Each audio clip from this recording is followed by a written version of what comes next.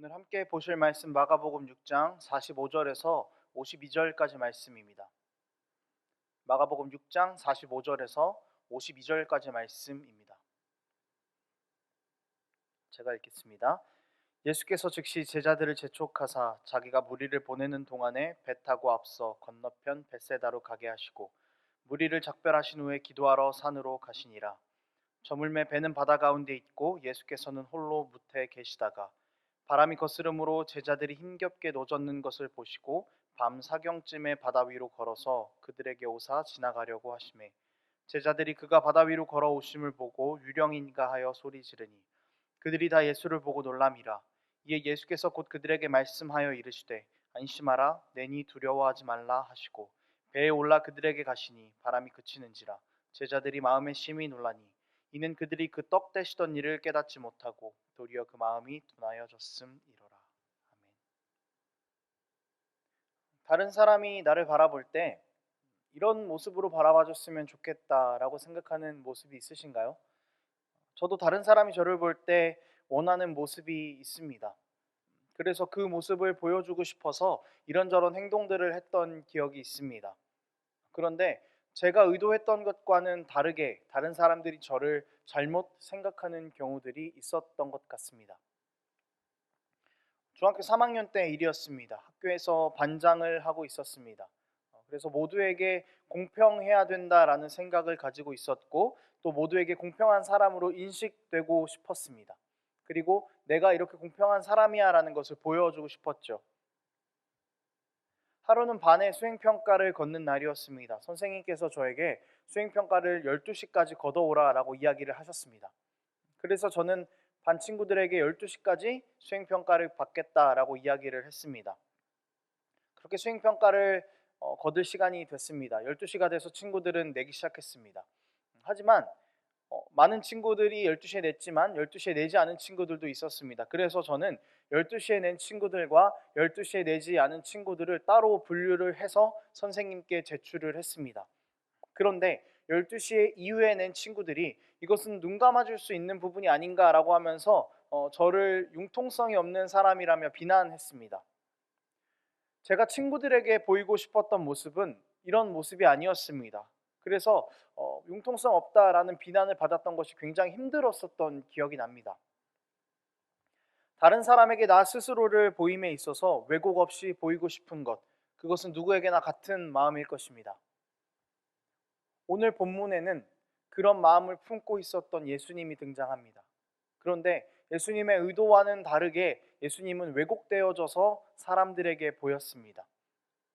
이런 상황 가운데서 예수님께서 어떤 일을 하셨는지 그리고 우리에게 이것이 어떻게 은혜가 될 수 있을지를 함께 살펴보기를 원합니다.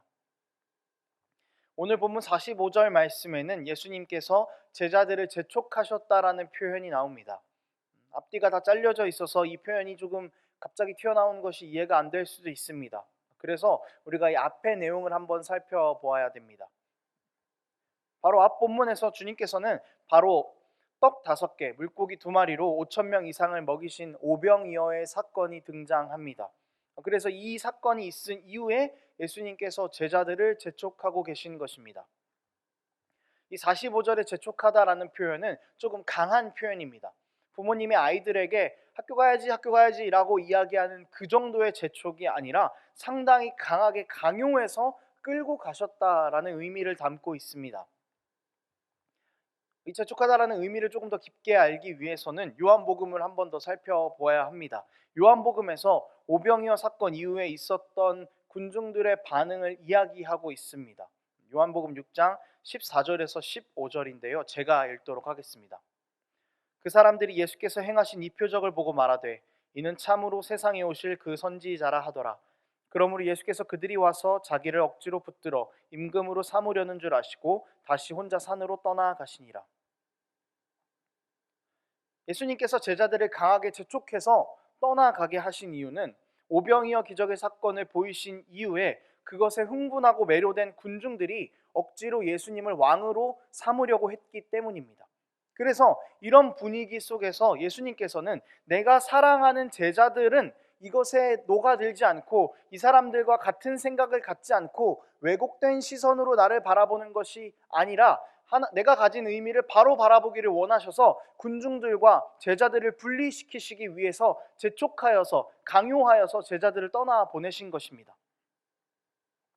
예수님께서는 사람들이 자신을 메시아로 보는 것을 원하셨습니다. 왕으로 알기 원하셨던 것 역시 맞습니다. 구약에서 약속하셨고 세상의 죄를 짊어지고 가는 겸손한 모습의 왕으로 오셨다는 것을 알리고 싶어 하셨습니다. 가장 낮은 곳으로 온 왕이라는 것을 알리고 싶어 하셨습니다.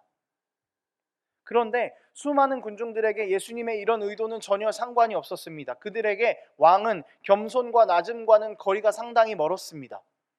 권세가 하늘을 찌르고 초자연적인 능력들을 행하면서 자신들을 힘든 상황에서 건져줄 왕, 자신의 필요를 채워줄 왕, 또 정치적으로는 자신들을 로마의 압제로부터 벗어날 수 있도록 해줄 왕, 그들은 그런 왕을 원했던 것입니다. 사람들에게 예수님의 초자연적인 능력은 메시아 되심을 드러내시는 것이 아니라 자신의 모든 상황을 다 낫게 해주는데 충분한 사람이라는 것을 증명하는 증표 정도로 여겨졌다라는 것이죠. 하지만 예수님의 이런 초자연적인 능력은 궁극적으로는 사망을 이기시고 죄를 이기시고 하나님의 진노를 견뎌내시고 사람들을 구원할 능력이 있음을 보여주려고 하셨던 것이었습니다. 그런데 예수님의 이 모든 의도가 다 왜곡되어져 버렸습니다. 본문을 다시 보겠습니다. 제자들을 재촉하여 보내시고 예수님께서는 기도하러 가셨습니다. 그리고 무태에 계셨죠. 제자들은 바다를 건너오다가 풍랑을 만나게 됩니다. 그래서 예수님께서는 물 위를 건너가셔서 그 제자들을 구원하십니다. 두려워하고 있는 제자들에게 손을 내미시며 놀라지 말라라고 그들을 위로하고 계십니다. 51절에서 제자들은 이것을 보고 마음에 심히 놀랐다라고 표현하고 있습니다. 여러분, 여기서 말하고 있는 이 놀람은요, 물 위를 걷는 사람을 본 놀람입니다. 우리가 지금 물 위를 걷고 있는 사람을 본다면 정말 놀랄 수밖에 없겠죠. 인간적인 놀람이다라는 것이죠. 믿지 않는 사람들도 물 위를 건너는 사람을 보면 놀랄 것입니다. 그러니까 이 제자들의 놀람은 어떤 것이냐면은 믿는 사람임에도 불구하고 믿지 않는 사람과 같은 반응을 하고 있다라는 것입니다. 그 근거는 52절에 나옵니다. 이렇게 나오죠. 떡 떼시던 것을 기억하지 못했기 때문이다. 여러분, 예수님의 재촉은 분리였습니다. 예수님을 제대로 알아보지 못하는 군중들로부터 자신이 사랑하는 제자들은 분리되어서 자신을 제대로 바라봐 주기를 바랬던 예수님의 소망이 담겨 있습니다. 그래서 예수님께서는 제자들을 재촉하여서 분리시키신 것입니다. 그런데 그렇게 재촉하여 분리시킨 제자들마저도 예수님께서 떡을 떼신 일 가운데에서 참된 메시아됨을 바라보지 못했습니다. 그렇기 때문에 물 위를 걸으신 예수님을 보며 본능적인 놀라움들로만 반응하고 있는 것이죠. 만약 제자들이 예수께서 떡 떼셨던 일, 그 사건 가운데에서 예수님을 참된 메시아로, 참된 그리스도로, 구원자로 바라보았다면 아마 51절의 말씀은 이렇게 바뀌었을 것 같습니다. 배에 올라 그들에게 가시니 바람이 그치는지라 제자들이 예수를 보고 엎드려 경배하는지라, 이렇게 바뀌었을 것입니다. 여러분, 예수님께서 우리를 예수님의 제자로 부르셨습니다. 그것은 우리가 주님을 바로 바라보기를 원하시는 주님의 소망이 담겨 있는 것입니다. 예수님께서 우리의 필요를 채워주시고 예수님께서 우리의 빈곤한 상황, 어려운 상황을 반전시켜 주실 정도, 딱 그만큼만 예수님을 이해하고 있다면요, 여러분, 그것은 세상 사람들이 종교를 갖는 것과 전혀 다른 것이 없습니다. 예수라는 이름만 있을 뿐이지 세상 사람들이 신을 섬기는 것과 분리되는 것이 하나도 없다라는 것이죠. 우리가 궁극적으로 예수님을 바라볼 때 우리의 굶주린 영을 채워주시고 사망으로 가득한 우리의 삶을 생명으로 가득 채우실 분이라는 것을 제대로 깨달아야 됩니다. 주님께서 우리를 제자로 부르신 이유는 바로 이것입니다. 오늘도 주님께서는 우리가 예수님의 본질을 바로 파악하기를 원하십니다. 그분을 겸손했던 왕으로, 우리를 죄와 사망에서 구원하실 영원하신 구원자요 왕으로 깨닫기를 원하고 계십니다. 이 사실을 우리가 기억해야 합니다. 세상 사람들은 신을 믿습니다.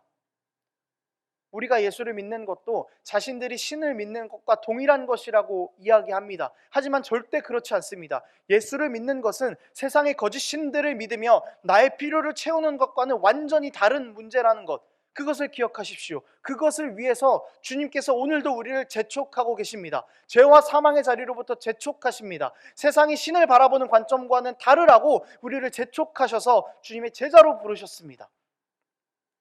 여러분이 예수님의 재촉에 우리의 삶을 다하여서 반응하는 삶이 되기를 원합니다. 말씀을 정리하도록 하겠습니다. 여러분, 예수님을 따르는 것 어렵지 않습니다. 자극적인 것, 눈에 보이는 증거만을 가지고 예수님을 따르는 것 정말 쉬운 일입니다. 초자연적인 능력들만 보고 예수님을 따라가는 것 너무 쉽습니다. 많은 사람들이 그렇게 예수를 따랐죠. 그렇게 십자가에서 예수님께서 죽는 것을 보고 실망하여 떠나갔죠. 보고 믿는 것은 믿음이 아닙니다. 보지 못하고 믿을 때 믿음이라는 말이 성립하는 것입니다. 주님은 보고 믿는 유혹들로부터 떠나라고 우리를 재촉하십니다. 그리고 예수님의 본질을 바로 파악하여 정말 내가 사랑하는 너희만은 제발 구원자인 나를 바라보고 너희 삶을 다해서 나를 따르라 라고 말씀하고 계십니다. 그렇게 우리가 주님을 바로 바라보기를 원하고 계십니다. 우리의 눈을 가려서 예수님의 본질을 가리고 있는 우리의 욕심과 상황들이 어떤 것이 있으신가요? 말씀을 함께 나누고 성경을 덮고 잠시 주님 앞에 기도했으면 좋겠습니다. 꼭 기도하실 때 주님의 본질을 가리는 나의 모든 상황들과 나의 욕심들을 내려놓을 수 있도록 도와주시옵소서. 꼭 그렇게 기도할 수 있었으면 좋겠습니다. 그리고 예수님께서 원하시는 대로 예수님을 바라보면서 예수님을 믿으며 참된 믿음을 소유하여 주께서 기뻐하시는 제자로 살아가는 우리의 삶이 되기를 원합니다. 함께 기도하겠습니다. 하나님 아버지, 오늘도 우리가 세상으로부터 분리되어 믿음이 약한 것으로부터 분리되어 재촉하여 떠나라는 예수님의 말씀에 반응하기를 원합니다.